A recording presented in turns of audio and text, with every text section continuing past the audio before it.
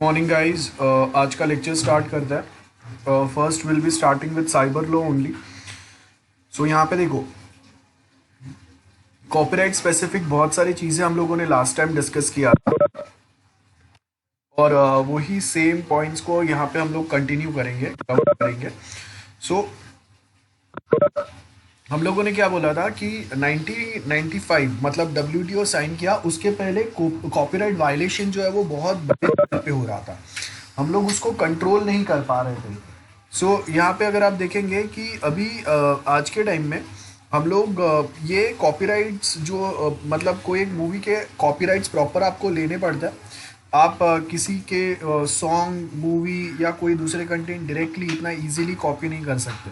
पहले क्या होता था कि बहुत सारे हम लोग के पुराने मूवीज़ या कुछ अगर आप देखेंगे सो डायरेक्टली कोई फॉरेन मूवीज से वो कॉपी किया रहता था, उस सॉन्ग्स वहाँ से कॉपी किया रहता था।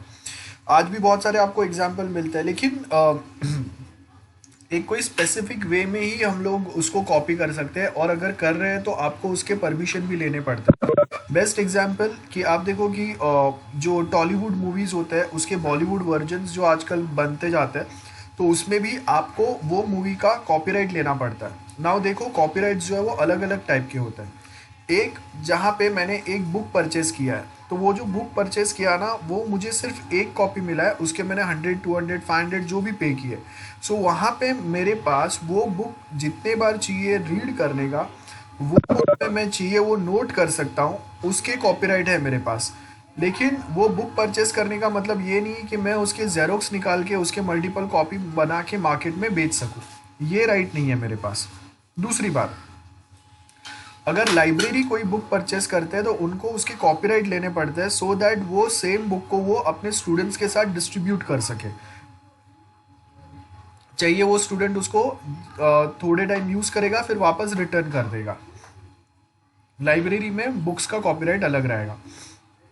नेक्स्ट थिंग, थिएटर में जब आप एक मूवी रिलीज कर रहे हैं, वो टाइम पे आपके पास उसके कॉपीराइट्स होंगे, तभी आप 1 मंथ 2 मंथ जितना टाइम आपको प्रॉफिट हो रहा है तब तक आप वो मूवी को थिएटर में रिलीज करेंगे। और दूसरी बात,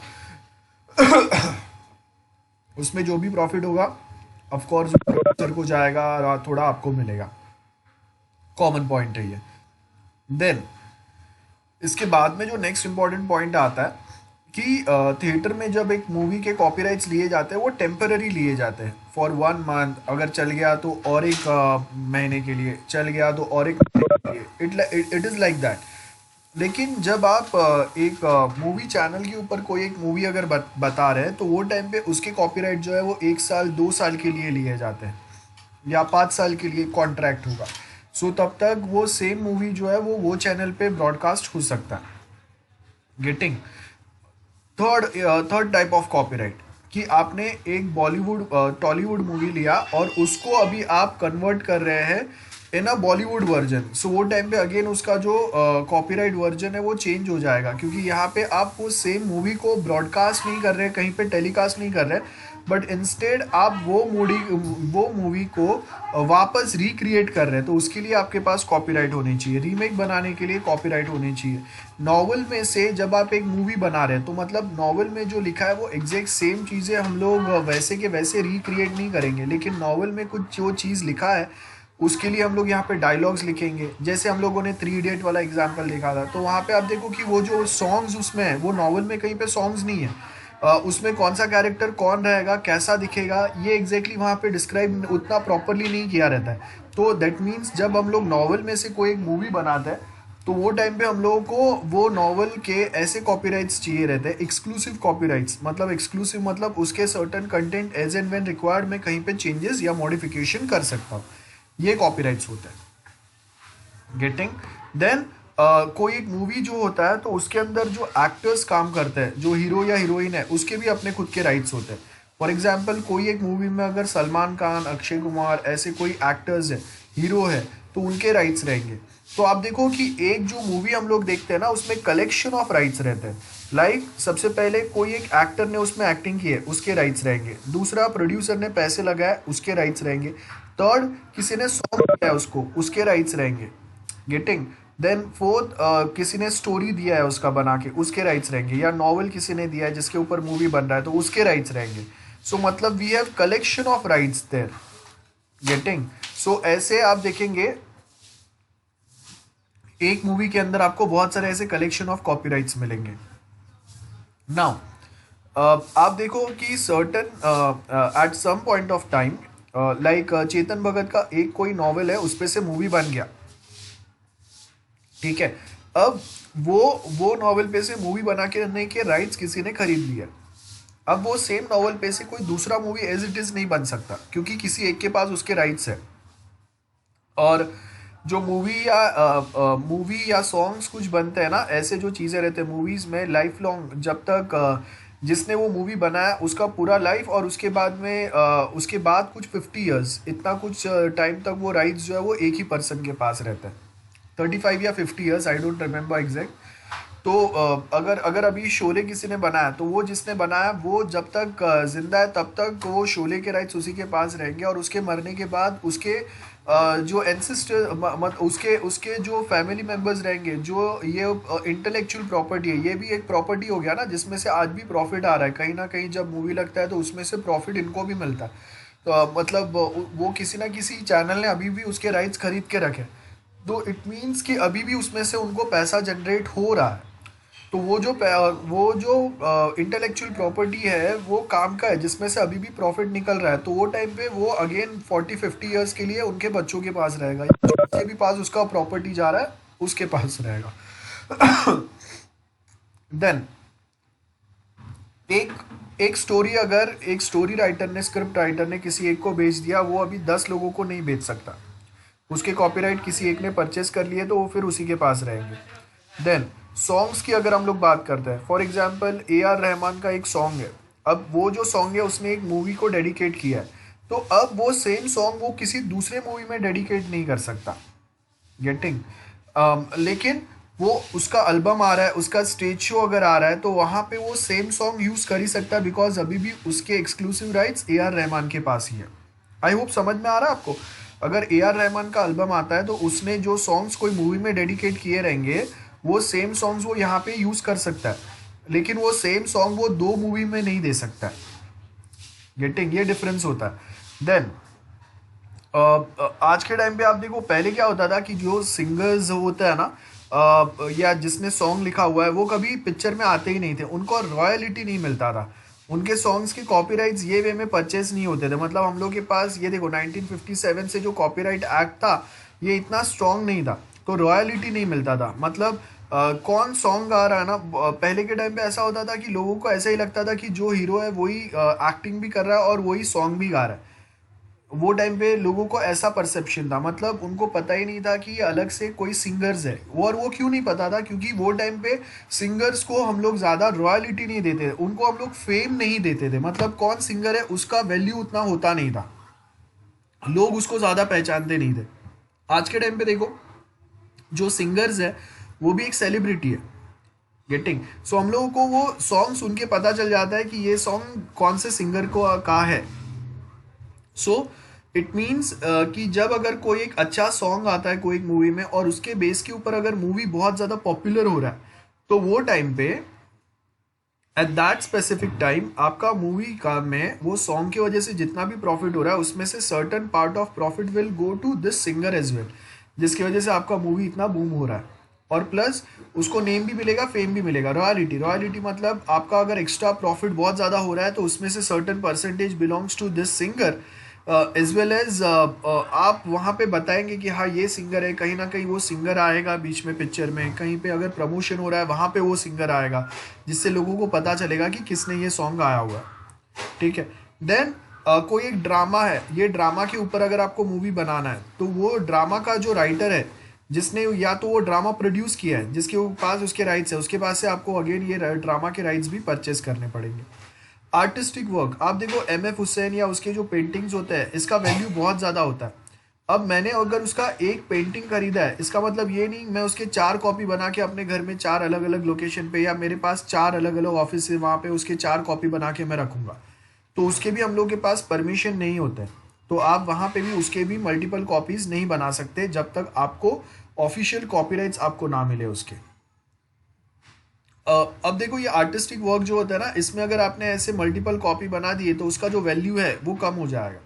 एम एफ हुसैन का एक ही यूनिक पेंटिंग है जो आपके पास है, इसी के लिए उसका वैल्यू करोर्स में, लैक्स में होगा जो आपने परचेस किया। अगर हर दूसरे बंदे के पास इसका जेरोक्स हो गया तो उसका ओरिजिनल वैल्यू जो है वो तो रहेगा ही नहीं, ठीक है। देन सिनेमा, साउंड रिकॉर्डिंग्स, इसके भी अपने खुद के कॉपीराइट्स होते हैं। नाउ नेक्स्ट आपको क्या बोला है कॉपीराइट्स के बारे में। कॉपीराइट्स में इन case of a published work is first published in India or where the work is first published outside India, the author is at the date of such publication, or in case where the author was dead at the date was at time of his death the citizen of India।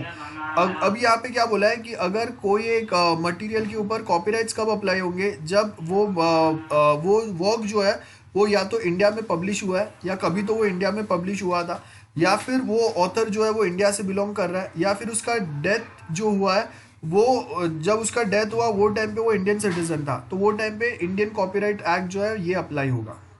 Otherwise अगर foreign citizen है जो India में रहता नहीं था, NRI है जो temporary सिर्फ इंडिया में आया था, तो वो टाइम पे ये इंडियन कॉपीराइट एक्ट अप्लाई नहीं होगा। अगर वो इंडिया में उसने पब्लिश किया है चीज़ों को तो ही इंडियन कॉपीराइट एक्ट अप्लाई होगा। अब ये जो पब्लिश्ड वर्क होते हैं जो पब्लिक के सामने आ गए उसकी बात है।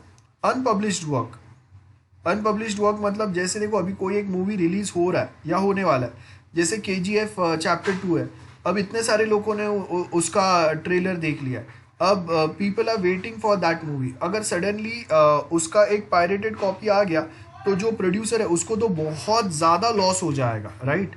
सो यहाँ पे क्या बोला है, एक अनपब्लिश्ड वर्क है other than architecture, the author is at the date of making of the work, वो अगर इंडियन सिटीजन है या उसके पास इंडियन डोमिसाइल सर्टिफिकेट है। डोमिसाइल सर्टिफिकेट समझते हैं, मतलब वो 15-20 साल से यहाँ पे रहता है, 90s से 91 92 से सपोज यहाँ पे, या 95 से यहाँ पे, सो वो इंडियन सिटीजन, उसके पास डोमिसाइल है, वो इंडियन सिटीजन है, ये कंसिडर होगा। इन case of work of architecture, work is located in India, तो आप देखो कि यूनिक, जैसे हम लोगों ने कोई एक यूनिक होटल बनाया है, ताज होटल बना दिया, या ऐसे जो अलग अलग 7 वंडर्स कुछ होते हैं ऐसे कुछ बना दिया, तो वो जो आर्किटेक्चर आपने बनाया है वो आर्किटेक्चर अगर इंडिया में बना हुआ है ना, तो फिर उसके ऊपर आर्किटेक्ट है उसके for architecture work we can take example of pagoda. आपने देखा रहेगा कि गोराई बीच पे एक पगोडा करके एक प्लेस बना हुआ है, सो वहाँ पे देखो मेडिटेशन और उसके लिए बना। अब वो इतना यूनिक वे में बना है कि उसका जो आर्किटेक्ट है, आर्किटेक्चर जिसके थ्रू प्लान हुआ है, उनके पास उसके राइट्स रहेंगे। अब यहाँ पे क्या बोला है, above rules do not apply for foreign works but in case of the work of a joint authorship. अब देखो बहुत बार जो फॉरेन मूवीज होते हैं ना, उसको अगर इंडियन कॉपीराइट्स अगर अप्लाई करने हैं कि यहाँ के लोग भी उसको फॉलो करें, तो अब हम लोग क्या करेंगे, प्रोड्यूसर में कहीं ना कहीं उसका नाम ऐड कर देंगे, जिसने आप देखो कि अगर हम लोग कोई एक फॉरेन मूवी जो है, हॉलीवुड मूवी जो है, वो हिंदी में डब होके यहाँ पे अगर आ रहा है, तो कोई ना कोई यहाँ का जो प्रोड्यूसर है ना, वो उसके राइट्स परचेस करेगा, हिंदी में डब कराएगा, देन यहाँ पे प्रोड्यूस करेगा। तो वो जो प्रोड्यूसर है जिसने उसको हिंदी वर्जन बनाया, वो अभी इंडियन सिटीजन है, तो इनडायरेक्टली क्या हुआ, वो मूवी के ऊपर भी कॉपीराइट्स हम लोगों को मिल गए। Now copyright act that copyright would not subsist, क्या बोला यहाँ पे, section 13 subsection 3 in cinema film, if a substantial part of film is an infringement of the copyright at any other work, in any sound recording made in respect of literature, drama or music, if it's making sound recording copyright in such a work has been infringed। मतलब ऐसा नहीं है कि आप पूरा movie copy करते हैं तो ही वो कॉपीराइट वायलेशन या इन्फ्रिंगमेंट होगा। इन्फ्रिंगमेंट मतलब आपने वो रूल तोड़ा है। इन्फ्रिंगमेंट, ये देखो ये बहुत इंपॉर्टेंट वर्ड है। इन्फ्रिंगमेंट मतलब क्या होगा कि आपने वो रूल ब्रेक किया है, that is what we mean by इन्फ्रिंगमेंट।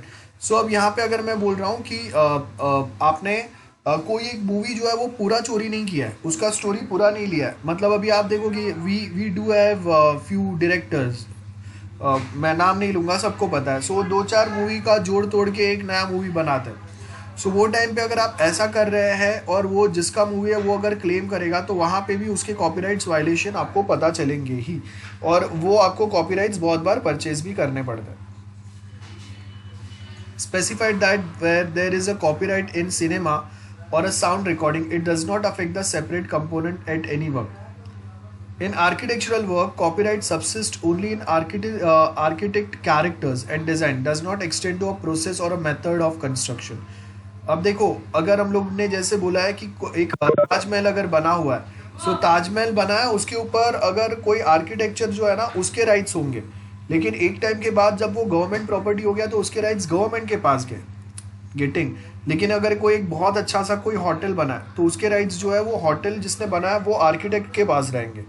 लेकिन वो होटल जो वे में बना, सिविल इंजीनियरिंग जो हम लोगों ने वहाँ पे अप्लाई किया है, वो राइट्स आपको कॉपीराइट के अंदर नहीं मिलते हैं. अगर आपने कोई एक बहुत यूनिक वे में अगर वो बिल्डिंग या कुछ बनाया ना, तो वो टाइम पे हम लोग उसके राइट्स अक्वायर करने के लिए पेटेंट अप्लाई करेंगे, पेटेंट का रिक्वेस्ट करेंगे. ठीक है, patent is something different. Now next is literary work. Literary work में क्या क्या आएगा? कंप्यूटर प्रोग्राम्स, कोई टेबल्स है, कंपाइलेशन है, डेटाबेस है ना, ये सब कुछ इसमें आएगा. सो आपका कोई एक सोर्स कोड है, ऑब्जेक्ट कोड है, उसके ऊपर ऐसे लिटरेरी वर्क्स होते हैं. ओके, तो यहाँ पे अगर आप देखेंगे कोई एक सोर्स कोड है, ऑब्जेक्ट कोड है, कोई एक सॉफ्टवेयर का, उसके ऊपर जिसने वो लिखा रहेगा उसका कॉपीराइट रहेगा. There are two levels of computer languages for developing a software. A high level language जिसमें हम लोग प्रोग्राम लिखते हैं, एंड एक मशीन लेवल लैंग्वेज रहता है. हाई लेवल इंग्लिश टाइप होता है, ये सबको पता है, और मशीन लेवल जीरोज वंस वाला होता है. So statement in machine level are referred to as object code. So यहाँ पे हम लोगों ने क्या बोला, देखो कॉपीराइट जो है ना वो सोर्स कोड और ऑब्जेक्ट कोड दोनों के ऊपर होगा, बराबर है. मतलब आप जो हाई लेवल लैंग्वेज में कोड लिख रहे हैं उसके ऊपर भी कॉपीराइट्स रहेंगे, और उसका जो मशीन वर्जन बनेगा उसके ऊपर भी कॉपीराइट्स रहेंगे. So computer programs are under the category of literary work. ये याद रखना है, एमसीक्यूज में भी बहुत इंपॉर्टेंट पूछ सकते हैं आपको. ठीक है, आपको एग्जाम में आ सकता है, तो आपको याद रखना है. ऑडियो, ग्राफिक्स, वीडियो, ये जो भी कंप्यूटर प्रोग्राम्स में अगर आप ऐड करेंगे वो लिटरेरी वर्क में आएगा. Copyright owner have exclusive right. Exclusive, ये देखो, ये एक्सक्लूसिव राइट का मतलब क्या होता है? आप वो आपके पास वो जो भी सॉफ्टवेयर है उसके साथ आप कोई भी XYZ वे में वर्कआउट कर सकते हैं. आप उसके अंदर चेंजेस कर सकते हैं, उसको आप मॉडिफाई कर सकते हैं, उसका आप रीमेक बना सकते हैं. ऐसा नहीं है कि वो जैसा है वैसा ही एज इट इज़ आपको यूज़ करना है. ठीक है, इसको हम लोग एक्सक्लूसिव राइट बोलते हैं. This is what we mean by exclusive right. I hope I am clear with this. Anyone, any doubt for this? Anyone, any doubts? Types of agreements. Yeah, what we say, types of this जो copyright हम लोग provide करता है ना, तो यहाँ पे देखो आपको क्या बोला, एक्सक्लूसिव राइट्स रहेंगे. सो ये अग्रीमेंट्स या लाइसेंस आपको यहाँ पे परचेस करना पड़ेगा. तो अग्रीमेंट या लाइसेंस क्या होता है वो देख लेते हैं हम लोग एक बार, तो आपको याद रहेगा, नोट कर लेना. One is this one guys. मैंने आपको जो एक नोट्स आपके साथ शेयर किए, CR ने आपके साथ शेयर किए रहेंगे, उसके अंदर देखो ये वाला जो टॉपिक है ये आप पढ़ लेना. जो हम लोगों ने वहाँ पे नोट्स में देखा उसका ये क्वेश्चन आंसर पैटर्न है. सो स्टैट्यूटरी राइट्स होते हैं, मल्टीपल राइट्स रहते हैं. The copyright referred rights conferred bye copyright कौन से रहेंगे? एक होगा स्टैट्यूटरी राइट. अब देखो कॉपीराइट वाला जो टॉपिक है ना, इसके ऊपर बहुत सारे क्वेश्चंस आ सकते हैं, अलग अलग MCQs में ट्रिकी क्वेश्चंस आ सकते हैं, क्योंकि आज के टाइम में आप कहीं पे कोई भी वर्क अगर देखेंगे ना तो उसमें कॉपीराइट्स आता ही आता है. सो 5 टाइप के आपके यहाँ पे राइट्स कन्फर्ड होंगे. एक स्टैट्यूटरी राइट. क्या होता है स्टैट्यूटरी राइट? देखो यहाँ पे अगर आप देखेंगे, फर्स्ट इज स्टैट्यूटरी राइट. तो स्टैट्यूटरी में क्या होगा? स्टैट्यूटरी मतलब आपके पास कंप्यूटर प्रोग्राम, आर्टिस्टिक वर्क जो भी कुछ है उसके ऊपर आपके सोल राइट्स रहेंगे. देन दूसरा जो आता है that is negative rights. Negative rights का मतलब क्या होता है कि आप दूसरे को रोक रहे हैं बाय एक्सप्लॉइटिंग, मिसयूजिंग, या विदाउट परमिशन अगर वो आपका मटेरियल यूज कर रहा है तो आप उसको रोक रहे हैं, that is negative right. Then third आता है मल्टीपल राइट. जैसा मैंने आपको बताया कि एक मूवी अगर बनता है तो उसमें जिसने सॉन्ग दिया है उसके राइट्स रहेंगे, जो मेन लीड एक्टर है उसके राइट रहेंगे, प्रोड्यूसर का राइट रहेगा, डायरेक्टर का राइट्स रहेंगे, that is multiple right. Then economic right, मतलब जिसमें से जिसका जो भी प्रॉफिट होगा वो हम लोग कैसे डिस्ट्रीब्यूट करने वाले हैं।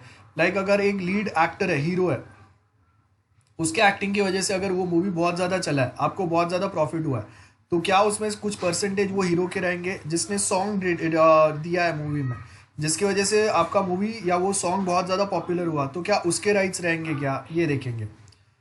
तो अब देखो यहाँ पे आपको यही सेम बोला है, मॉरल राइट्स में आपको उसका इंटीग्रिटी मेंटेन रखना है, उसमें से थोड़ा सा पार्ट चोरी नहीं करना है, ये सब बेसिक है। तो उसका एक्सप्लेनेशन यहाँ पे दिया है आपको, वो जो भी पॉइंट्स अभी हम लोगों ने देखे उसका एक्सप्लेनेशन है, ये पढ़ लेना, एमसीक्यूज में काम आएगा। ये जो ऊपर मैंने एक्सप्लेन किया, बाकी जो मैंने वहाँ पे ऐसे ही बड़बड़ किया था बताए बिना, वो सब यहाँ पे किया। ओके, नाउ जो मैंने पुराने नोट्स दिए उसमें से देखो ये वाला टॉपिक आपको पढ़ना है। पुराने नोट्स में से पेज नंबर 74 से अभी जो टॉपिक पढ़ रहा है, डिस्कस कर रहे हैं, वो आपको पढ़ना है पुराने नोट्स में से। जो अभी नया नोट्स जो अभी हम लोग देख रहे हैं उसमें नहीं है। Obligation for enforcement of intellectual property. So यहाँ पे क्या बोला है, इंटेलेक्चुअल प्रॉपर्टी आपको कंपलसरी फॉलो करना पड़ेगा। ये किसके अंदर दिया है, ट्रिप्स अग्रीमेंट में दिया है, वो आगे के चैप्टर में हम लोग पढ़ेंगे। This is the part of WTO agreement. TRIPS is a part of WTO agreement. TRIPS मतलब trade related aspects of intellectual property rights, उसको हम लोग ट्रिप्स बोलते हैं, जिसके अंदर पेटेंट, कॉपीराइट, ट्रेडमार्क सारी चीज़ें आते हैं। सो इससे क्या होगा कि अगर मैं अपना इंटेलेक्चुअल प्रॉपर्टी लाइक मूवी है, सॉन्ग है, एल्बम जो हम लोग बनाते हैं, या ऐसा कोई भी दूसरे टाइप का इंटेलेक्चुअल प्रॉपर्टी अगर एक कंट्री से दूसरे कंट्री में जाता है, सो वहाँ पे मुझे डर नहीं होना चाहिए कि ये मेरा इंटेलेक्चुअल प्रॉपर्टी यहाँ पे पायरेट होगा, कोई उसका मल्टीपल कॉपी बना के खुद का बिजनेस कर लेगा। सो अगर ऐसा कुछ भी होता है तो मेंबर कंट्रीज जो रहेंगे WTA के, 198 से ज़्यादा countries are the member to WTO, 198 world के, तो इतने ज़्यादा कंट्रीज जो है they are member to WTO। तो वो टाइम पे जो मेंबर कंट्रीज है ना, वहाँ पे ही हम लोग अपने इंटेलेक्चुअल प्रॉपर्टीज़ को वहाँ पे भेजेंगे। सो वो टाइम पे उसका इन्फ्रिंजमेंट नहीं होना चाहिए, ये प्रिवेंट करना ट्रिप्स अग्रीमेंट में लिखा हुआ है। और आप अगर WTO के मेंबर हो तो आपको ट्रिप्स के रूल मानने पड़ेंगे, मतलब आपके कंट्री में अगर कहीं पे अगर ऐसा कोई पायरेसी हो रहा है तो आपको रोकना पड़ेगा। रेमिडीज अगर हो गया तो फिर हम लोग वो जो पर्सन का इंटेलेक्चुअल प्रॉपर्टी वायलेट हुआ है उसको कंपेंसेशन देंगे, उसको जस्टिस दिलाएंगे, ये सब यहाँ पे आएगा। ठीक है, वो है।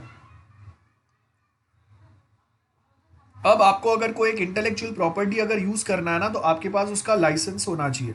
जैसे हम लोग को 2 व्हीलर 4 व्हीलर अगर चलाना है तो हम लोगों के पास उसका लाइसेंस होता है। अब अगर आप 2 व्हीलर का लाइसेंस लेके 4 व्हीलर नहीं चला सकते। एग्जैक्टली सेम वे आपको जो टाइप का इंटेलेक्चुअल प्रॉपर्टी चाहिए उसको आपको जो वे में यूज करना है वैसे टाइप का आपको उसके पास से लाइसेंस परचेस करना पड़ेगा। उसको IP लाइसेंसिंग या इंटेलेक्चुअल प्रॉपर्टी लाइसेंसिंग बोलता है। अब यहाँ पे आप देखो, आपको 3 टाइप के लाइसेंस दिए हुए हैं इसमें। सोल लाइसेंस है, एक्सक्लूसिव लाइसेंस है, नॉन एक्सक्लूसिव लाइसेंस है। ओके, अब यहाँ पे आप अगर ध्यान से देखेंगे ना, I'll give you 2 minutes, आप मुझे एक्सप्लेन करेंगे। चलो आज जल्दी बताओ। I'll give you 2 minutes। Soul हाँ बोलो। लाइसेंस में सिर्फ जिसे लाइसेंस लिया है और ओनर सिर्फ वो दोनों ही यूज कर सकते हैं। और एक्सक्लूसिव लाइसेंस में सिर्फ जिसे लाइसेंस लिया है वो ही यूज करता है, ओनर भी यूज नहीं कर सकता। और नॉन एक्सक्लूसिव में ओनर लाइसेंस बहुत लोगों को दे सकता है। जैसे कि अभी सोल लाइसेंस का एग्जांपल हम लोग बोल सकते हैं कि जो सॉन्ग्स होते हैं मूवीज के, उसका मतलब लाइसेंस सिंगर के पास भी होता है और वो प्रोड्यूसर के पास भी होता है। और वो सिंगर सिर्फ वो एक ही मूवीज को वो डेडिकेट कर सकता है सॉन्ग, और वो प्राइवेट कॉन्सर्ट्स में भी दे सकता है, पर किसी दूसरे मूवीज को नहीं दे सकता है सॉन्ग। और एक्सक्लूसिव लाइसेंस मतलब जो लोग रेंट पे रहते हैं ना रूम में, जैसे कि किसी का अगर रूम है तो वो अगर रेंट पे दिया है 1 मंथ के लिए, तो वो 1 मंथ के लिए वो ओनर होता है, वो रेंट वालों को ऐसा नहीं बोल सकता कि ये मेरा घर है, मैं कभी भी आ सकता हूँ। वैसा नहीं बोल सकता, मतलब वो 1 मंथ के लिए उसका ही रूम हुआ, इसने रेंट पे लिया है, ओके वो उनकी प्राइवेसी डिस्टर्ब नहीं कर सकता। Okay and non exclusive means जैसे वो सॉफ्टवेयर होता है विजुअल स्टूडियो का, कम्युनिटी एडिशन होता है, फ्री में होता है, और वो उसका वो एंटरप्राइज एडिशन होता है ना, वो बहुत डिस्ट्रीब्यूट कर सकते हैं। ओके पेड वो पे पेमेंट करके उसका लाइसेंस खरीद सकते हैं, और जो लाइसेंस खरीदता है वो यूज कर सकता है enterprise version, but that person can't distribute that enterprise version two other people, only he can use it. Okay ठीक है। सो बेसिकली अभी वापस जो एक्सप्लेन किया तेजस, वेरी गुड, अच्छे से एक्सप्लेन किया। सो यहाँ पे देखो हम लोगों को क्या बोला है, वी हैव 3 टाइप्स ऑफ लाइसेंसिंग्स जो इंटेलेक्चुअल प्रॉपर्टी के लिए होंगे, मतलब ज़रूरी नहीं है कि ये सिर्फ कॉपीराइट के लिए ही होगा, पेटेंट के लिए भी हो सकता है, बाकी के जो हम लोगों के प्लांट वैराइटीज़ है, इंडस्ट्रियल डिज़ाइन है, उसके ऊपर भी ये लाइसेंस हो सकता है। Sole licence, as name suggest, sole licence क्या होगा, a person other than the licensee and owner has right to perform activities stipulated in agreement, मतलब आपको जो अग्रीमेंट हुआ है और उसमें बोला है कि ओके यहाँ तक का आपके पास लिमिट अवेलेबल है, उतना ही कर सकते हैं। देन सेकेंड में क्या बोला है, ओनर में reserve certain rights for himself, जैसे मैं बोल रहा हूँ कि ओके मैंने एक सॉन्ग जो है वो मूवी को डेडिकेट किया है, सिंगर ने, कोई भी एक सिंगर ने, लेकिन वो सॉन्ग का रीमेक बनाना और उसका एल्बम बनाना, ये राइट जो है वो सिंगर ने अपने पास रखा है, वो उसने आगे पास ऑन नहीं किया है, बराबर है। या फिर यहाँ पे देखो पेटेंट होल्डर रहता है, पेटेंट समझते हैं एक इनोवेटिव डिज़ाइन या एक इनोवेटिव प्रोडक्ट, तो उसको आपने यूज़ करने के आगे किसी को राइट्स दी है, लेकिन उसके बेस के ऊपर आप कुछ यूनिक दूसरा प्रोडक्ट मैन्युफैक्चर कर सको वैसा मैंने दिया नहीं है, मैंने जो आइडिया दिया आप वही यूज़ कर सकते हो, उसको आप मॉडिफाई नहीं कर सकते। ये सोल लाइसेंस होता है, और वो भी कोई एक कंपनी को ही मैंने दिया हुआ है और वही कंपनी यूज़ कर पाएगा। एक्सक्लूसिव लाइसेंस का मतलब है कि मैंने आप देखो कि कोई एक पर्सन है जिसने इलेक्ट्रिक कार है, लेट्स सपोज, अब इलेक्ट्रिक कार जो है उसने इनोवेट किया है, जो काफ़ी अच्छा है, सस्ता हो सकता है, बहुत सारे लोग उसको अफोर्ड कर सकते हैं, और अगर कोई एक ऑटोमोबाइल कंपनी अगर इसको ये आइडिया को अगर इम्प्लीमेंट करेगा तो वो कंपनी को बहुत ज़्यादा प्रॉफिट भी हो सकता है। लेकिन जो पर्सन ने ये आइडिया इनोवेट किया है वो पर्सन के पास इतना फेम नहीं है, उसके ऊपर लोग भरोसा नहीं करेंगे, तो उसका आइडिया कितना भी अच्छा रहेगा लोग परचेस नहीं करेंगे। सो बहुत बार ऐसे जो आइडियाज़ होता है ना, उसमें क्या होता है कि बड़े कंपनीज जो होते हैं, बड़े ऑटोमोबाइल कंपनीज जो होता है, वो ऐसे आइडिया का एक्सक्लूसिव लाइसेंस जो है वो परचेस कर लेते हैं। इसका मतलब एक ही बार में मैंने आपको एक स्पेसिफिक रैंडम अमाउंट दे दिया, उसके बाद में आपका वो पूरा आइडिया जो है वो मेरे को बिलोंग कर रहा है, मैं आगे प्रमोट भी करूंगा तो मेरा कंपनी का ब्रांड ऐड करके प्रमोट करूंगा। So that's what we mean by exclusive rights या लाइसेंस। और उसके अंदर वापस आप देखो कि वो आइडिया को वो मॉडिफाई करने के भी राइट्स रहेंगे। सो आपने जिसको बेच दिया उसके पास सारे राइट्स आ गए, आपके पास भी अभी उतने राइट्स कोई नहीं बचे, सारे राइट्स उसके पास गए, ठीक है। नॉन एक्सक्लूसिव मतलब एंड यूजर्स, जो सॉफ्टवेयर के एंड यूजर्स होते हैं वो जो वे में सॉफ्टवेयर यूज़ करता है ना, वो आपका नॉन एक्सक्लूसिव लाइसेंस हो गया, कि जहाँ पे आपको बताना है कि ओके ये हम लोग के, ये वाला हम लोग का यूज़र है जिसको ये काम करना है, ये वाला हम लोग का यूज़र है जिसको ये काम करना है। Getting the owner of the IP is interested in making multiple copies of his creation and sell it to end user who is license to use it. So आप उसका एक ही कॉपी जो आपको मिला है उसी को आप यूज़ कर सकते हैं, आप उसके मल्टीपल कॉपीज़ बना के मार्केट में सेल नहीं कर सकते, ये आपका लाइसेंस हो गया, ठीक है। सो ये आपके टाइप ऑफ लाइसेंस हो गए। तो यहाँ पे देखो एक्सक्लूसिव राइट जो बोला है ना, वो ऐसे टाइप के लाइसेंस में से हम लोगों को मिलेगा। I hope this is clear to everyone, ठीक है। सो यहाँ पे आपको वही बोला है, in case of literary, dramatic और musical work not a computer program, याद रखो कंप्यूटर प्रोग्राम छोड़ के बाकी के जो ये आपके ड्रामे म्यूजिक होते हैं, सॉन्ग्स होते हैं, to reproduce the work in a material form including the story, it may be a medium by electronic way में आपको रिप्रोड्यूस करना है, उसके कॉपीज़ इशू करना है, पब्लिकली आपको अवेलेबल करा के रखना है, या उसका कुछ सर्कुलेशन में वो, या आपको ये वर्क के थ्रू पब्लिक के साथ कम्युनिकेट करना है, इसके ऊपर मूवी बनाना है, साउंड रिकॉर्डिंग करना है, ट्रांसलेशन करना है, ये सब के लिए आपके पास उसके राइट्स होने चाहिए, तभी आप उसके साथ वर्कआउट कर पाएंगे। सो वही यहाँ पे दिया हुआ है। आई होप अभी आप ये पढ़ सकते हो, ठीक है। So in case of film क्या बोला है, to make a copy of film including photograph of an image to sell और गिव, मतलब हम लोग रेंटल बेसिस पे मूवी चैनल्स को जैसे वो मूवी देते हैं, या to communicate the film to public, मतलब जो हम लोग ऑफिशियल रिलीज होता है थिएटर में या OTT प्लेटफॉर्म पे। इन केस ऑफ साउंड रिकॉर्डिंग जो उसका होगा, ये सब के लिए आपके पास राइट्स होने चाहिए। I hope this is very very very clear to everyone. उसके बाद नेक्स्ट जो टॉपिक आता है आपका, वो आता है 5.6, that is copyright ownership and assignment. ये लेक्चर एंड होने के बाद में हम लोग देखते हैं क्या है इसके आगे। So now we'll supposed to start with 5.6 copyright ownership and assignment. Copyright ownership, किसके राइट्स रहेंगे ओरिजिनल मटेरियल के ऊपर, और आप दूसरे को असाइन कैसे करेंगे, ऑन व्हाट बेसिस। सो हम लोगों ने टाइप्स ऑफ लाइसेंसेस देखे, टाइप्स ऑफ लाइसेंसेस जो बताए वो वे में हम लोग असाइन करेंगे। सेक्शन 17 जो है कॉपीराइट एक्ट का, author of work is the owner of the copyright, बराबर है, मतलब जो ऑथर रहेगा जिसका वो मेन मटेरियल है।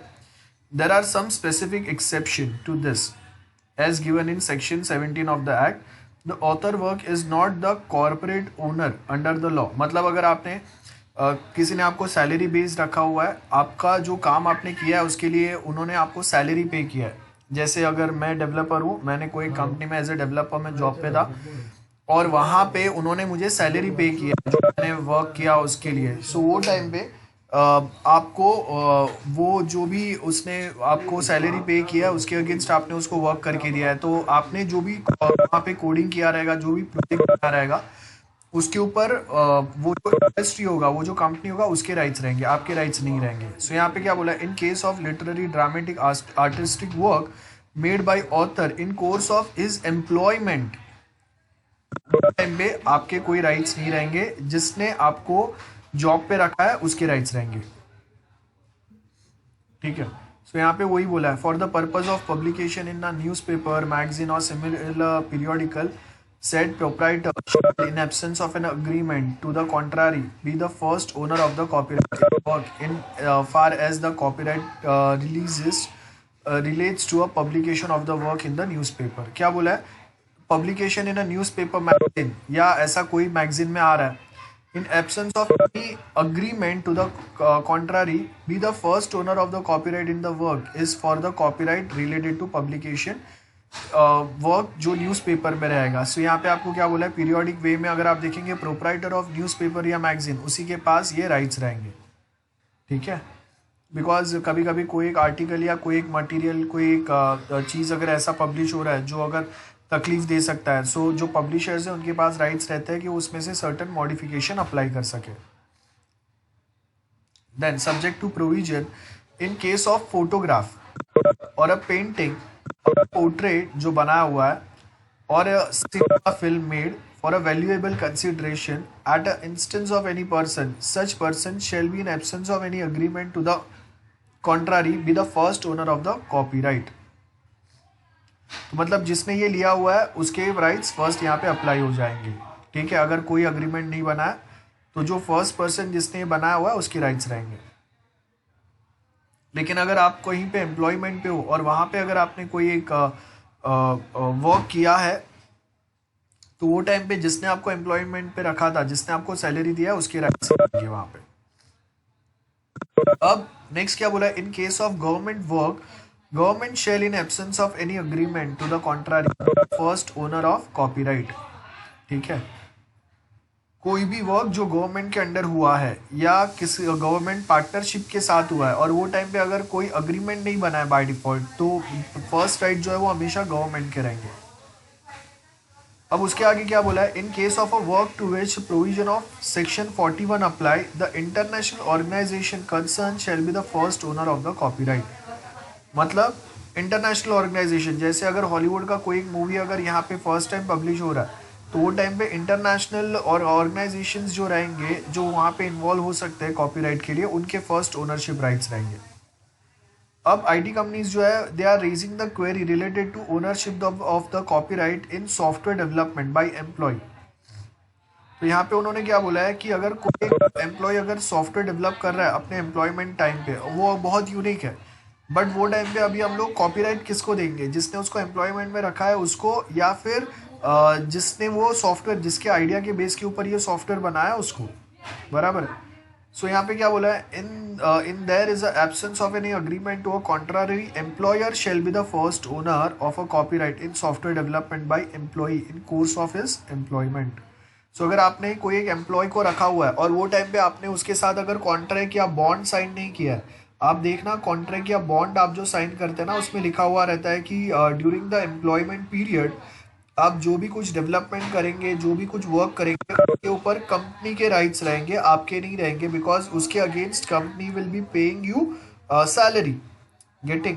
सो अब यहाँ पे वो अग्रीमेंट अगर मिसिंग है तो वो टाइम पे एम्प्लॉयर ने जो भी कुछ डेवलपमेंट किया है उसके ऊपर एम्प्लॉयर जो है उसी के राइट्स रहेंगे, तभी कंपनी के राइट्स उसके ऊपर फर्स्ट अप्लाई नहीं होंगे, बिकॉज वहाँ पे कोई ऐसा अग्रीमेंट बना ही नहीं है।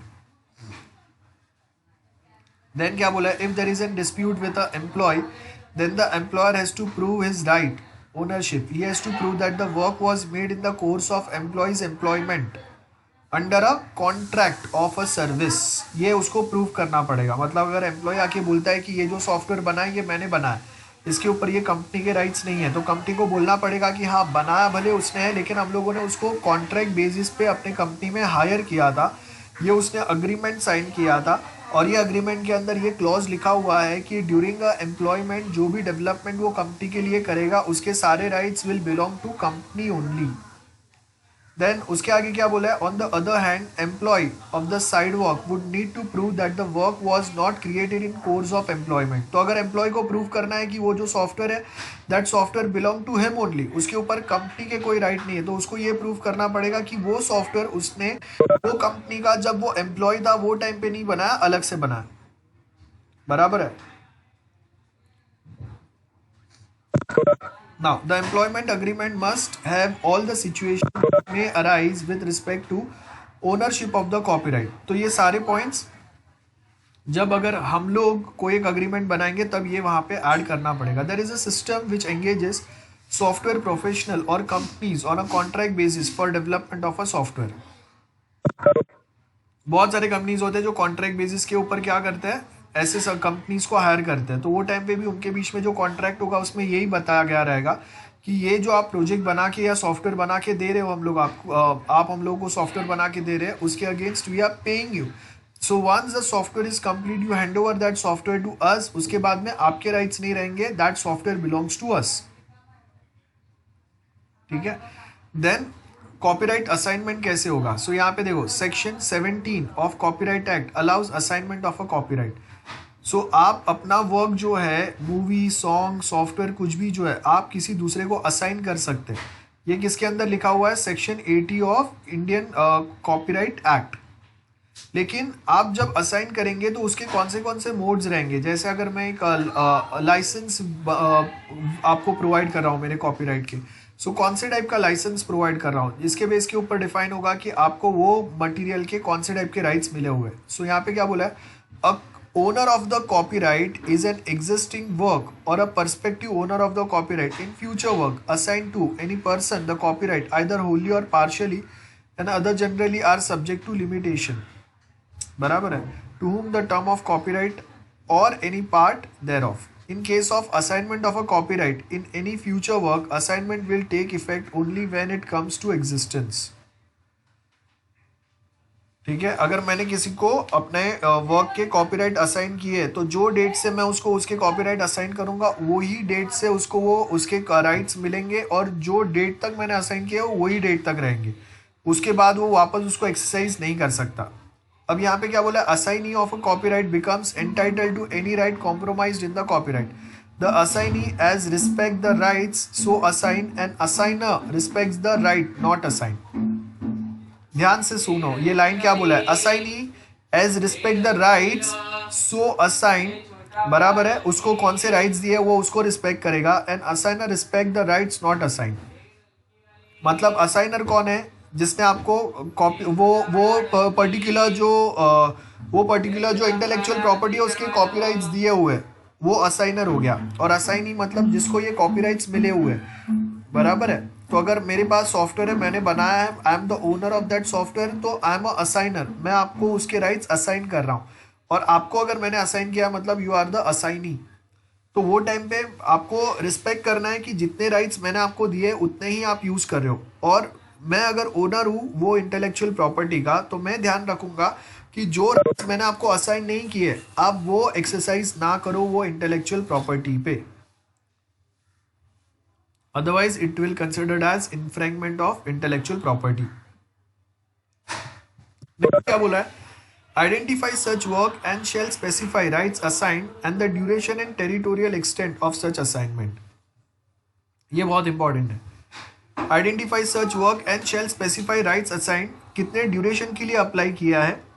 और दूसरी बात, मैंने आपको वो जो राइट्स असाइन की है वो सिर्फ इंडिया में यूज करने के लिए अलाउ किया, आपको सिर्फ महाराष्ट्र में यूज करने के लिए अलाउ किया है वो मटेरियल को, या वर्ल्ड वाइड कहीं पे भी आप वो सेम इंटेलेक्चुअल प्रॉपर्टी के थ्रू बिजनेस कर सकते हैं। सो ये भी मेंशन करना बहुत जरूरी है कि आपने टेरिटोरियल एक्सटेंट कहाँ तक बोला हुआ है।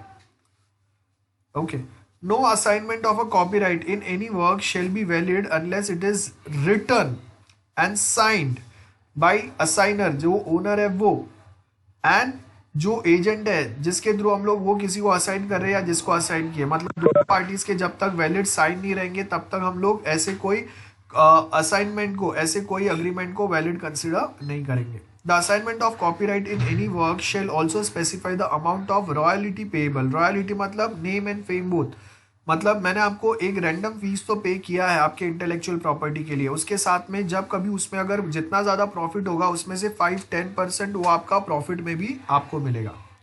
एंड प्लस जहाँ कहीं पे भी अगर मैं ये इंटेलेक्चुअल प्रॉपर्टी यूज़ करूँगा आपका वहाँ पे नाम भी आएगा। जैसे आजकल सिंगर्स होते हैं, तो सिंगर्स को हम लोग पहचानते हैं ना, वो कैसे पहचानते हैं? क्योंकि उनको रॉयल्टी दिया हुआ है, मतलब उनका नाम भी यूज़ होता है, वो खुद को प्रमोट करते हैं मार्केट में, जिससे हम लोग को पता चलता है कि ओके ये मूवी में ये जो सॉन्ग है ये किसने डेडिकेट किया है या किसका है वो सॉन्ग। अब जो असाइनमेंट आपको जो कॉपीराइट असाइन किया हुआ है जो वे में, वो कहीं ना कहीं हम लोग उसको रिवाइज कर सकते हैं फ्यूचर में उसके राइट्स। मैं आपको कहीं पे कोई एक राइट्स वापस ले सकता हूँ, कोई एक्स्ट्रा परमिशन आपको दे सकता हूँ। हम लोग ड्यूरेशन जो है उसका वो एक्सटेंड कर सकते हैं कि चलो पहले मैंने 1 साल के लिए आपको राइट्स दिए थे, अब मैं 2 साल कर रहा हूँ। या फिर अगर मुझे लग रहा है कि आप मेरा जो इंटेलेक्चुअल प्रॉपर्टी है वो मिसयूज कर रहे हैं उसके कॉपीराइट्स, तो मैं वो कॉन्ट्रैक्ट या वो टर्म या वो असाइनमेंट को टर्मिनेट भी कर सकता हूँ। सो यहाँ पे क्या बोला है? Where the assignee does not exercise the rights assign to him under any of the other sub section, तो वो टाइम पे अगर within a period of 1 year from the date of assignment the assignment in respect of such right shall be deemed to have lapsed. अगर 1 साल में आपने rights लेने के बाद में उसको यूज नहीं किया तो हम लोग उसको लैप्स या वो अग्रीमेंट एक्सपायर कंसिडर करेंगे। अगर आप उसको यूज कर रहे हैं देन आपको उसको रिन्यू करना पड़ेगा। If a period assigned is not stated, तो आपने अगर अग्रीमेंट में कोई भी पीरियड मेंशन नहीं किया है कि कितने साल के लिए, कितने ड्यूरेशन के लिए आप कोई एक इंटेलेक्चुअल प्रॉपर्टी के कॉपीराइट्स किसी को असाइन कर रहे हैं, सो बाय डिफॉल्ट वो कितना कंसिडर हो रहा है? 5 years from the date of assignment.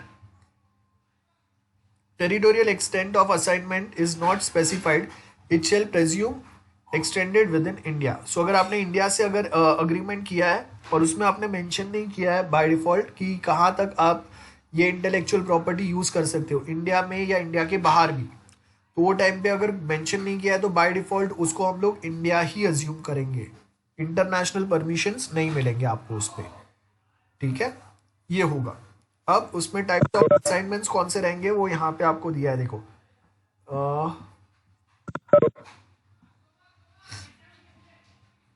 Different types of agreement, licensing agreement कौन सा रहेगा? We have 4 types of licensing agreement. एक टेक्नोलॉजी अग्रीमेंट होता है, क्या बोल रहा है यहाँ पे देखो, the licensor and the licensee use the technology under the certain agree terms and conditions. So यहाँ पे जैसे अगर मैं मोबाइल ऐप बोल रहा हूँ या वेबसाइट बोल रहा हूँ तो टेक्नोलॉजी लाइसेंसिंग अग्रीमेंट के अंदर मैंने मेंशन किया रहेगा कि ये स्पेसिफिक टाइप का जो लाइक एंड्रॉयड आप यूज़ करेंगे और एंड्रॉयड पे आपको कॉटलिन लैंग्वेज ही यूज़ करना है या जावा यूज़ करना है, गूगल ऐप इंजन यूज़ करेंगे, क्लाउड के लिए आप गूगल ड्राइव या माइक्रोसॉफ्ट वन ड्राइव यूज़ करेंगे, ये हम लोगों ने टेक्नोलॉजी मेंशन किए हुए हैं। बराबर है। उसके आगे क्या बोला है? Though a technology licensing agreement, it is possible to improve the quality of existing product or develop and manufacture a new product by using the patent or a trade secret. सो आपने जो टेक्नोलॉजी लाइसेंसिंग अग्रीमेंट लिया उसके base के ऊपर आप existing software को और improve कर सकते हैं, इसके भी आपके पास राइट्स होंगे, या फिर आप ऐसा कर सकते हैं कि पूरा नया टेक्नोलॉजी यूज करके उसी को आप वापस रिबिल्ड बना कर सकते हैं। ओके, सो यहाँ पे क्या बोला है, एक मार्केट में आकर आपको एंटर करना है जहाँ पे आर्टिफिशियल इंटेलिजेंस का यूज बहुत हो रहा है, रोबोटिक्स बेस्ड टेक्नोलॉजी का यूज बहुत हो रहा है, तो वो टाइम पे आपको अपने सॉफ्टवेयर को या तो अपग्रेड करना पड़ेगा या एक नया वर्जन उसका लाना पड़ेगा। तो वो टाइम पे आपको ये टाइप के जो अग्रीमेंट्स है, ये टाइप के जो राइट्स है, ये हेल्प करेंगे। नेक्स्ट जो होता है जॉइंट वेंचर लाइसेंसिंग अग्रीमेंट होता है। As name suggest joint venture, बराबर है, मतलब दो कंपनीज या दो से ज़्यादा कंपनीज या एंटरप्राइजेस अपने रिसोर्सेज जो है उसको कंबाइन लाके कुछ एक इनोवेटिव चीज़ बना रहे हैं, बराबर है, जिसको वो सब साथ में यूज़ करेंगे, तो वो सबके इक्वल राइट्स रहेंगे, या फिर जिसका जितना कंट्रीब्यूशन रहेगा, जिसका जितना परसेंट इन्वेस्टमेंट रहेगा उतने परसेंट उसके राइट्स रहेंगे। लाइक अगर मैं बोल रहा हूँ कि हम लोगों के पास कोई एक प्रोडक्ट है, अब उसमें आपने सपोज अगर वो सपोज 10 करोड़ में बना है, उसमें से अगर 5 करोड़ मैंने दिए, तो let suppose as per the agreement 50% rights मेरे रहेंगे और 50% बाकी के जो भी 5-6 लोग इन्वॉल्व हैं उनके रहेंगे। ठीक है, ये जॉइंट वेंचर होगा। उसके बाद में फ्रेंचाइज होता है, फ्रेंचाइजी और ट्रेडमार्क लाइसेंसिंग अग्रीमेंट होता है। आप देखो कि एप्पल के, सैमसंग के स्टोर्स यहाँ पे होता है। सो अब वो जो स्टोर्स है ना, उसमें ऐसा नहीं है कि सैमसंग के साउथ कोरिया से कोई आके यहाँ पे प्रोडक्ट बेच रहा है, एप्पल है तो यूएस से कोई आके यहाँ पे प्रोडक्ट बेच रहा है। मेनली क्या होता है, वो कंपनीज जो है ना वो अपने लाइसेंस, अपने राइट्स जो है वो दूसरे को हैंड ओवर कर देते हैं। सो वो सेम चीज़ यहाँ पे फॉलो हो रहा है कि हम लोगों ने क्या किया, हम लोगों ने वो राइट्स दूसरे को हैंड ओवर कर दिया और वो राइट्स आप यूज़ करके वापस कंटिन्यू करेंगे अपना काम। So that is what we mean by franchisee और ट्रेडमार्क लाइसेंसिंग अग्रीमेंट। सो उसके बेस के ऊपर आप एप्पल का एक स्टोर यहाँ पे ओपन कर सकते हैं, वो स्टोर के ऊपर आप एप्पल का आइकन या लोगो यूज कर सकते हैं और शॉप में आप एप्पल के प्रोडक्ट्स, आईफोन, टैबलेट जो भी है वो सेल कर सकते हैं। बट इट डजेंट मीन्स कि आप वहाँ पे दूसरे प्रोडक्ट सेल कर पाओगे। अगर आपका एक सुपर स्टोर है या फिर जैसा क्रोमा है जहाँ पे वो मल्टीपल ब्रांड्स जो है वो सेल करते हैं, तो अगर आपके पास उतना बड़ा स्पेस है, आपके पास उतना एक्सपीरियंस है, कैलिबर है, आपके पास उतने ह्यूमन रिसोर्स है, तो फिर आपको मल्टीपल फ्रेंचाइजीज भी मिल सकता है। जैसे आप क्रोमा पे अगर जाएंगे तो यू विल फाइंड कि वहाँ पे अलग अलग प्लेसेस रहेंगे जहाँ पे मोबाइल रखे रहेंगे मल्टीपल कंपनीज के, देन लैपटॉप रखे रहेंगे, बाकी के इलेक्ट्रॉनिक प्रोडक्ट्स रहेंगे। सो फ्रेंचाइजी जो है या ट्रेडमार्क लाइसेंसिंग जो है वो इंडिविजुअल स्टोर्स ओपन करने पे मिलता है, और आपके पास अगर एक सुपर स्टोर खोलने का कैपेसिटी है तो आपको ऐसे जॉइंट वेंचर के अंदर या जॉइंट फ्रेंचाइजी मिलता है, मल्टीपल फ्रेंचाइजी मिलता है। एंड लास्ट जो है वो है कॉपीराइट लाइसेंसिंग अग्रीमेंट, ये हम लोगों ने ऑलरेडी डिस्कस कर लिया है। सो ये 4 टाइप के लाइसेंसिंग अग्रीमेंट है, ये आपको याद रखना है।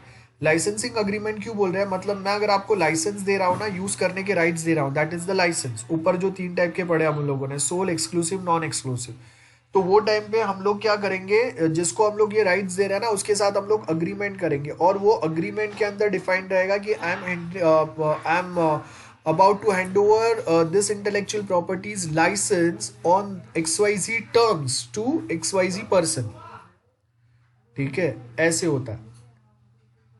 देन लाइसेंस ऑफ कॉपीराइट, यहाँ पे जो मैंने आपको बताया, अब याद रखो यहाँ पे जो हम लोगों ने टर्म्स पढ़े ना वो एक बार प्रॉपरली पढ़ रहे ना। 2 क्वेश्चन आपको विदाउट फेल पढ़ने, एक ये वाला what are the different types of license, and उसके बाद में पेज नंबर 77 पे जो है डिफरेंट लाइसेंसिंग अग्रीमेंट, 78 पे सॉरी। ठीक है, ये आपको पढ़ना है, याद रखना है। उसके बाद आप ये टॉपिक पढ़ेंगे तो आपको क्लियरली समझ में आएगा। क्या बोला है यहाँ पे, license of copyright, copyright act 1957 और उसका सेक्शन 30 है, allows the owner of the copyright in an existing work are the perspective of owner of the copyright in any future work to grant any interest in the right to buy the license in writing signed by him or his duly authorized agent। As per section 30 मैं अपने intellectual property किसी दूसरे को assign कर सकता हूँ। Return वे में एक अग्रीमेंट बनेगा। अग्रीमेंट मतलब एक वाइट पेपर पे हम लोग टर्म्स कंडीशन लिख के साइन करेंगे, वो अग्रीमेंट कंसिडर नहीं होता है। वो टाइम पे जो हम लोग के जुडिशरी है या लीगल अथॉरिटीज है वो आपको हेल्प करने नहीं आएंगे।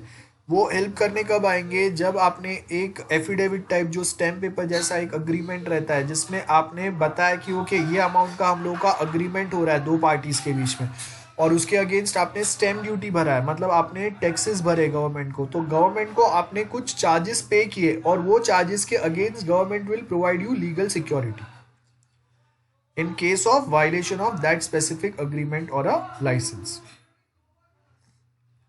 अब यहाँ पे आपको क्या बोला है, ये जो लाइसेंस है इसके अंदर सेक्शन 30 में हम लोग को बोला है कि आप अपने वर्क का जो लाइसेंस है वो किसी दूसरे को असाइन कर सकते हैं, और वो असाइन करने के टाइम पे हम लोग बताएंगे कि एग्जिस्टिंग वर्क ही आप असाइन कर रहे हैं या फ्यूचर में बनने वाला वर्क भी आप असाइन कर रहे हैं। ये सारे पॉइंट्स हम लोग यहाँ पे लिख सकते हैं, और उसके साथ में हम लोग ये भी बताएंगे कि आपका उसके अंदर कितना लिमिट रहेगा।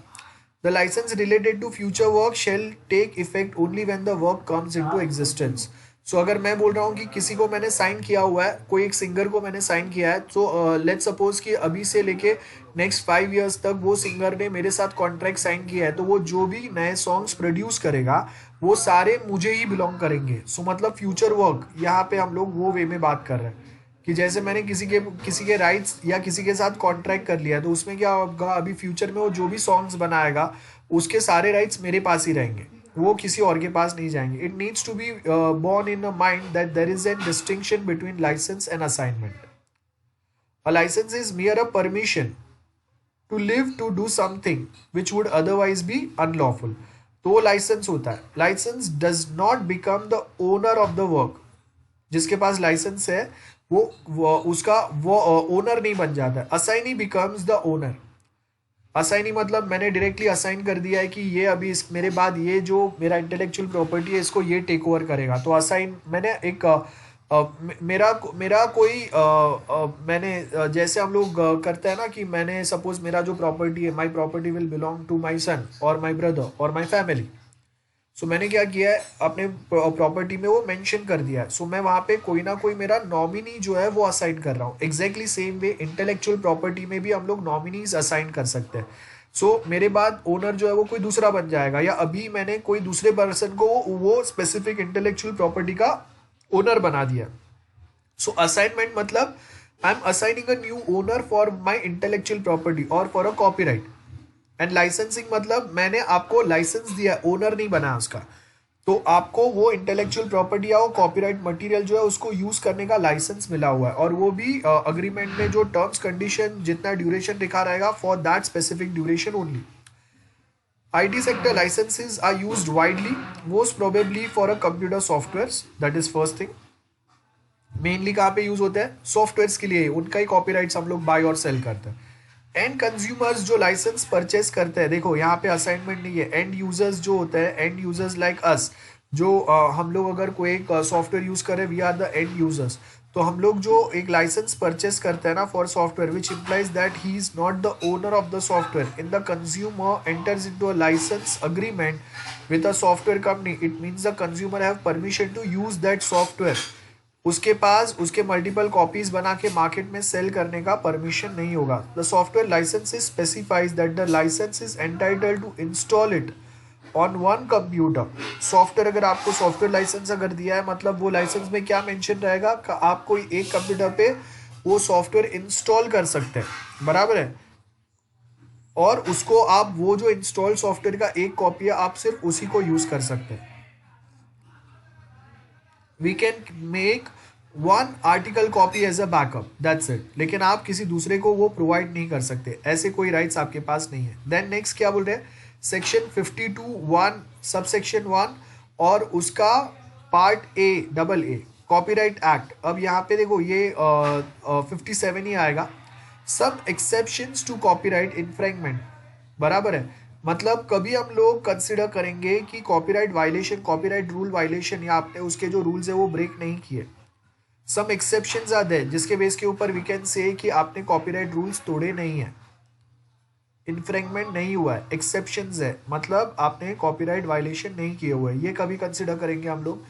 मेकिंग कॉपी और adoption of a computer program by a lawful possessor of a copy of such computer program from such copy। So lawfully मैंने कोई एक सॉफ्टवेयर पजेस किया है, उसका पोजीशन मेरे पास है और उसका मैं एक कॉपी बना रहा हूँ, तो वो टाइम पे वो कॉपीराइट इन्फ्रिंगमेंट नहीं होगा। और मैं क्या कर रहा हूँ, in order to utilize the computer program for the purpose for which it was supplied, जो काम के लिए लिया था वही सेम पर्पज के लिए मैं यूज कर रहा हूँ, तो it doesn't means it considered as copyright infringement. और मैं उसका कॉपी तो बना रहा हूँ लेकिन सिर्फ बैकअप के लिए बना रहा हूँ। लाइक मैंने कोई एक डेटाबेस सॉफ्टवेयर परचेस किया, उसका ऑफिशियल लाइसेंस है मेरे पास, तो अभी मैंने क्या किया, उसके दो कॉपी बना दी। एक मेरा ओरिजिनल डेटाबेस जहाँ पे वर्कआउट होगा वहाँ पे मैंने वो सॉफ्टवेयर इंस्टॉल किया है, और दूसरा मैंने अपना जो बैकअप सर्वर है वहाँ पे रखा हुआ है। तो बैकअप कॉपी बनाना है, ये टेम्पररी प्रोटेक्शन है अगेंस्ट द लॉस और डिस्ट्रक्शन ऑफ और डैमेज। तो वो टाइम पे आप उसका एक जो बैकअप कॉपी अगर बनाएंगे दैट इज लीगली अलाउड। यहाँ पे हम लोग कॉपीराइट इन्फ्रिंगमेंट कंसिडर नहीं, इसको हम लोग कॉपीराइट इन्फ्रिंगमेंट नहीं बोलेंगे, ठीक है। नेक्स्ट आपको copyright terms and respect for foreign work दिया हुआ है। ये 5.8 से हम लोग नेक्स्ट टाइम करते हैं फॉर आईपीआर।